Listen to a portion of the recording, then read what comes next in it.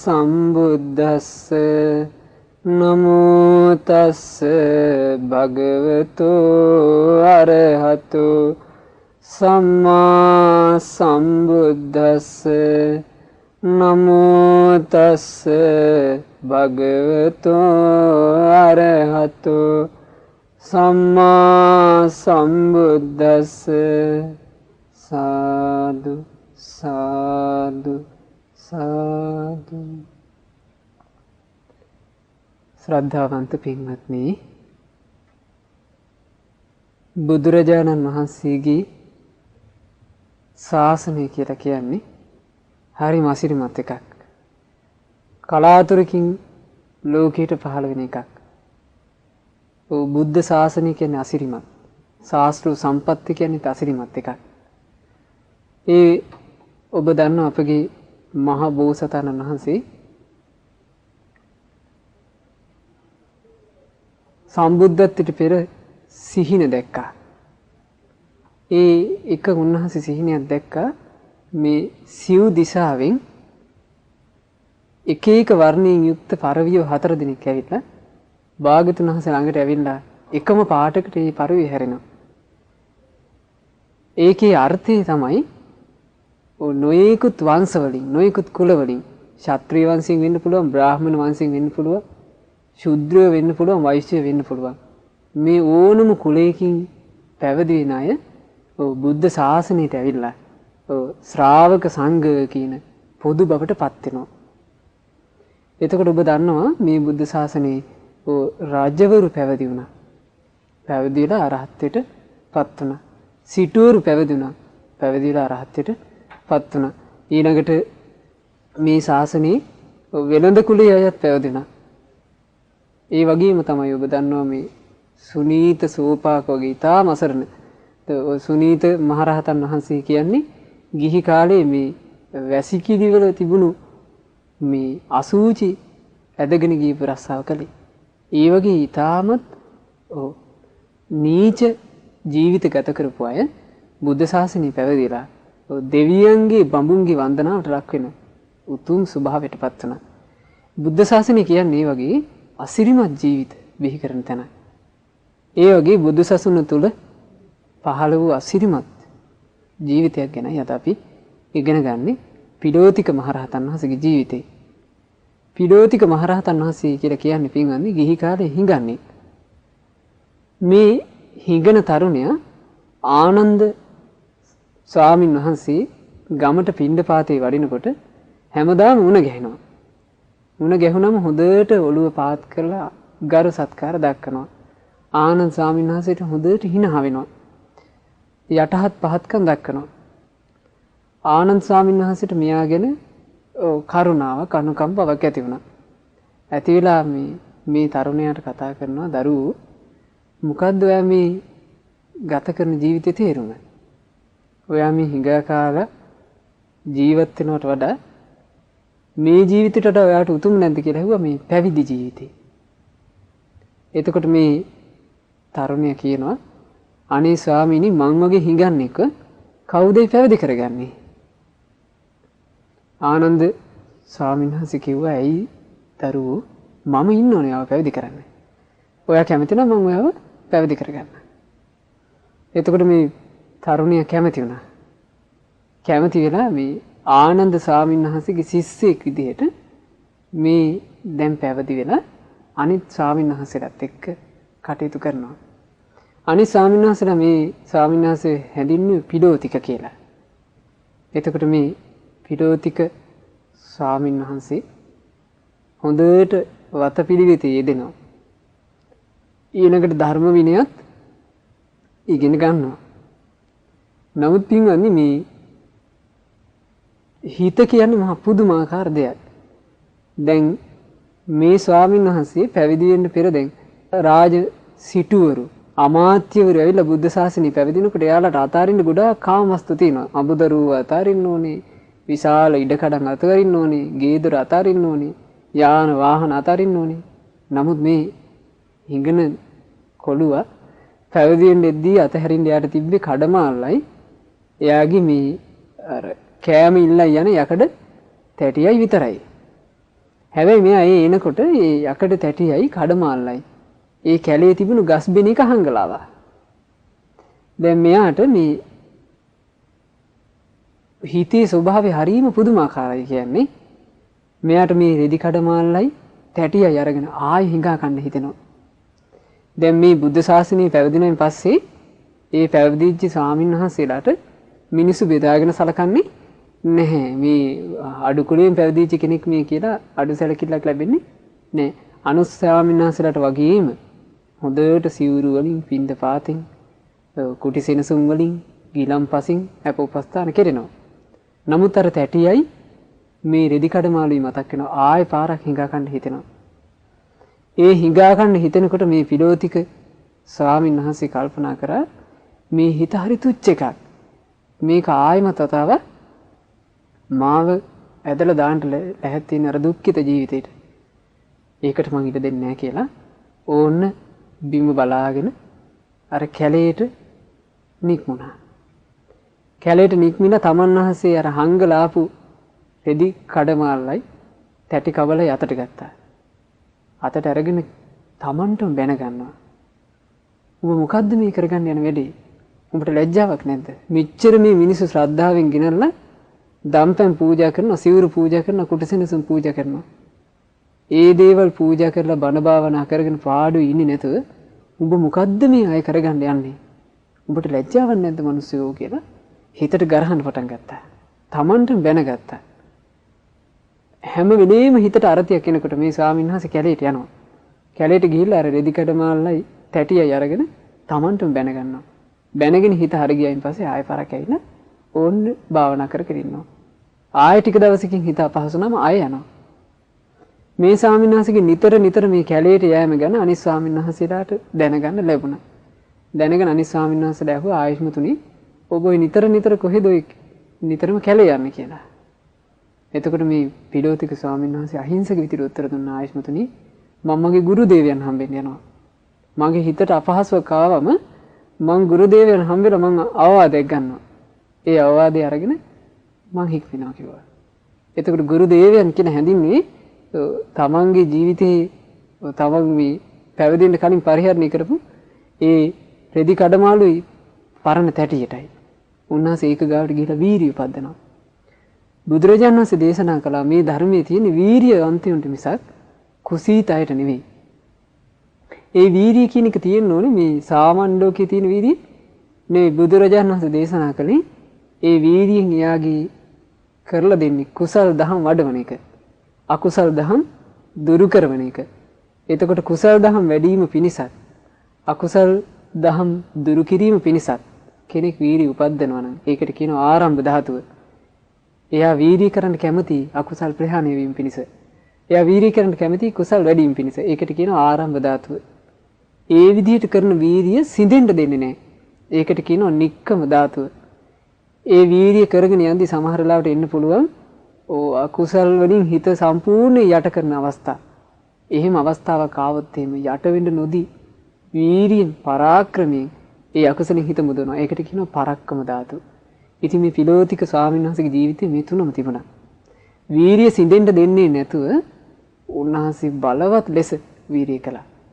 ඒ බලවත් විදිහට වීරිය කරනකොට මේ වීරිය යමක් ලබන්න තියනවාද? ඒ සියල්ල උන්වහන්සේ උපදව ගත්තා. පදානය කියන එක භාග්‍යවතුන් වහන්සේ පදන් වීරිය කියන එක භාග්‍යවතුන් වහන්සේ අපිට මේ විදිහට පෙන්වලා දුන්නා. පදන් වීරිය තියෙනවා සංවර පදානය කියලා එකක් තියෙනවා. සංවර පදානය කියලා කියන්නේ සංවර වීමෙන් ශ්‍රාවකයා වීරිය කළ යුතුයි. සංවර වීමෙන් කරන වීරිය මොකද්ද? සීලය තුල සංවර වෙන්න ඕනේ. එතකොට කයින් වැරදි වෙන්න නොදී කයින් යහපත කරන්න වීරියක් තියෙන්න ඕනේ. ඒකට කියනවා සංවර පදානය. වචනෙන් අයහපත් වචන කියවෙන්න නොදී වචනින් යහපත කෙරෙන විදිහට සංවර වෙන්න ඕනේ. ඒකට කියනවා සංවර පදානය.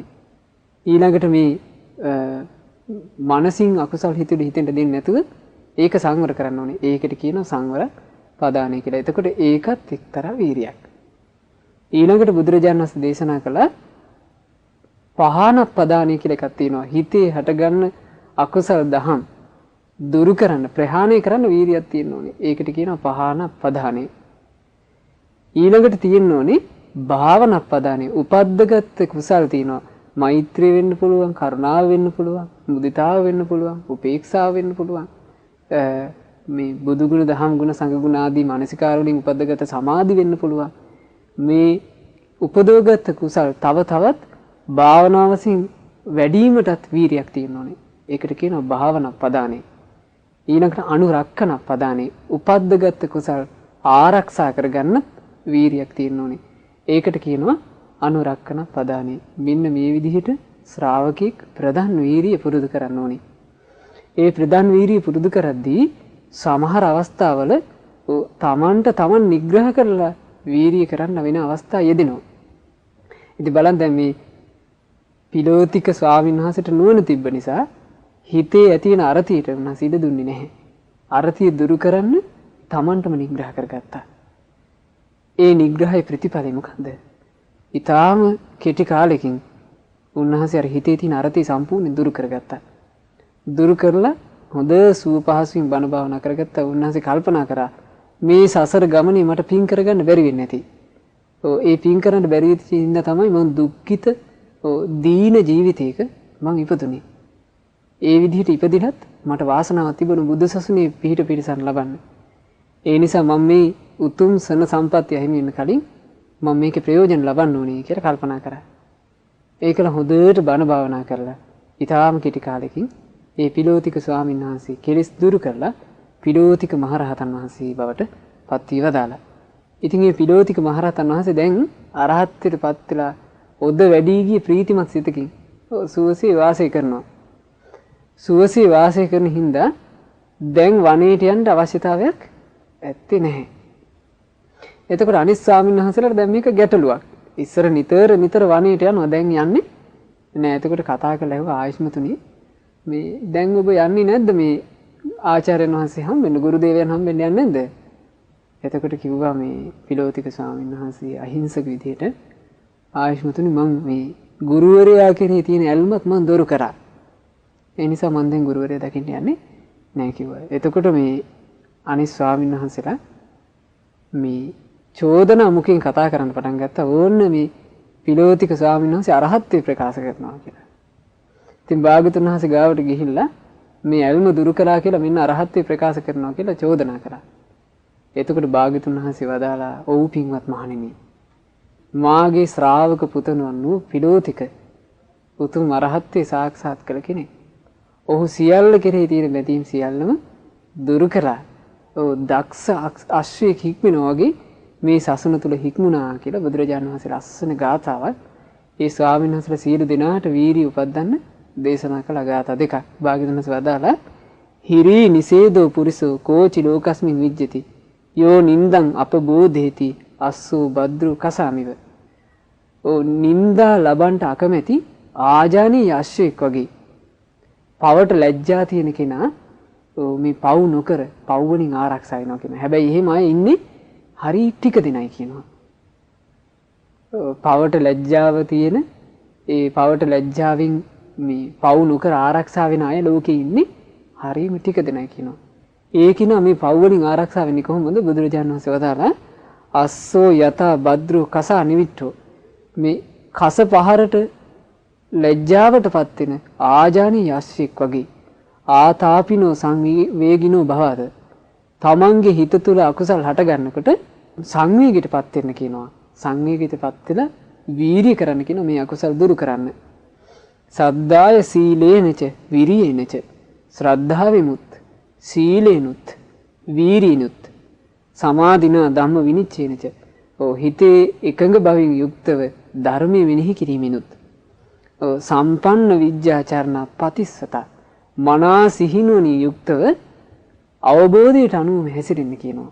මේකල බුදුරජාණන් වහන්සේ ලස්සන වාක්‍යයක් දේශනා කළා. ලස්සන දහම් පදයක් බුදුරජාණන් වහන්සේ බුදුම මිනිකුණා. පහස්සත දුක්ඛ මිදං අනප්පකං මේ සංසාර දුකට ආයමත් වතාවක් නම් එන්න එපා කියලා භාග්‍යවතුන් වහන්සේ වදාළා. එතකොට බලන්න මේ කෙනෙකුට මේ සංසාර දුකෙන් නික්වෙන්න නම් සංසාර දුක ඉක්මවා යන්න නම් සසර සැඩපහරින් එතරට යන්න නම් එයාට තියෙන්න ඕනේ සද්ධාව තියෙන්න ඕනේ. සීලය තියෙන්න ඕනේ. වීරිය තියෙන්න ඕනේ. සමාධිය තියෙන්න ඕනේ. හොඳට දහම් මානසිකාර කිරීම කියන ප්‍රඥාව තියෙන්න ඕනේ. ඒ වගේම මේ මනාකොට සිහිනුවන තියෙන්න ඕනේ. කෙලෙස් තවන බලවත් වීරියක් තියෙන්න ඕනේ. ඒව තියෙනවා නම් මේ පවට ලැජ්ජාව තියෙනවා නම් මේ කස පහරට බය වෙලා කස පහරේ ලැජ්ජාවටපත් වෙලා හික්මෙන අස්සෙක් වගේ ඒකිනා මුළුමනින්ම දමනය වෙනවා කියලා බුදුරජාණන් වහන්සේ දේශනා කළේ. ඉතින් බුදුරජාණන් වහන්සේගේ ඒ උතුම් දහම් අවවාදයේ ඒ ස්වාමීන් වහන්සේට ලබා ගන්න පුළුවන් උනේ පිලෝතික මහරහතන් වහන්සේගේ වීර්ය කිරීම ගැන ඒ භාග්‍යතුන් වහන්සේ සතුටු වුන නිසා. මොකද දුර්ලභ පැවිදි බව ලැබිලා ඒ පැවිදි ජීවිතයේ සමගගේ හිත අකුසලයට යොමු වෙද්දී ආයමත් කාමයන්ට යොමු වෙද්දී ආයමත් ගිහි ජීවිතයට හීන භාවයට පත් වෙන්න යොමු වෙද්දී උන්වහන්සේකින් බේරුනේ තමන්ගේම හිතට නිග්‍රහ කරලා ඒ හිතට කියන්නේ තමන්ගේම හිතේ හටගන්න අකුසල් වලටයි උන්වහන්සේ නිග්‍රහ කළේ. මේ හිත කාමයන්ට බර වෙනකොට නිග්‍රහ කළා. මේ හිත ලාමක ගිහි ජීවිතයට කැමති වෙනකොට නිග්‍රහ කළා. ඒ විදිහට අපිත් අපේ මේ හිතේ යම් අකුසල් හට ගන්නවා නම් ඒ අකුසල් වලට ඉඩ දෙන්න හොඳ නැහැ. අකුසලයට තියෙන ලැජ්ජාව බුදුරජාණන් වහන්සේ වදාළේ සීක බලය. අකුසලයට තියෙන බය බුදුරජාණන් වහන්සේ වදාළේ සීක බලය. ඒ සීක බල දෙක තියෙන කෙනා මේ හිරි ඔතප් කියන සීක බල දෙක තියෙන කෙනා මේ ශාසනය තුල දියුණුවටපත් වෙන කෙනෙක් කියලා බුදුරජාණන් වහන්සේ දේශනා කොට වදාළේ. ඒ නිසා අපි උතුම් රහතන් වහන්සේගේ ජීවිත ගැන ඉගෙන ගනිද්දී ඒ රහතන් වහන්සේගේ ජීවිත ගැන හිත පහදව ගනිද්දී අපිට වීරියක් උත්සාහයක් ඇති කරගන්න පුළුවන්. මේ පවට ලැජ්ජාව අපි තුල උපද්ද ගන්න ඕනේ. පවට බය අපි තුල උපද්ද ගන්න ඕනේ. අකුසල් වලට වැටෙන්න නොදී අපේ හිත අපි ආරක්ෂා කරගන්න ඕනේ. ඒ විදිහට අපේ හිත ආරක්ෂා කරගෙන අපි මේ රහතන් වහන්සේලා වගේ සංසාර දුකින් කොහොම හරි ඈතර වෙන්න ඕනේ කියලා අපිට වීරියක් ඇති කරගන්න. මේ රහතන් වහන්සේලාගේ ජීවිත ගැන හිත පහදව ගැනීම අපිට ගොඩාක් උපකාර වෙනවා. ඉතින් මේ බුදු සසුනේ අග්‍රඵලය ලබාගෙන අරහත්ත්වේ සාක්ෂාත් කරලා මේ සංසාර සැඩ සයුරින් ඈතරට වැඩිය උතුම් රහතන් වහන්සේලාට අප සියලු දෙනාගේම নমස්කාරය වේවා. සාදු සාදු සාදු. නමෝ බුද්ධාය.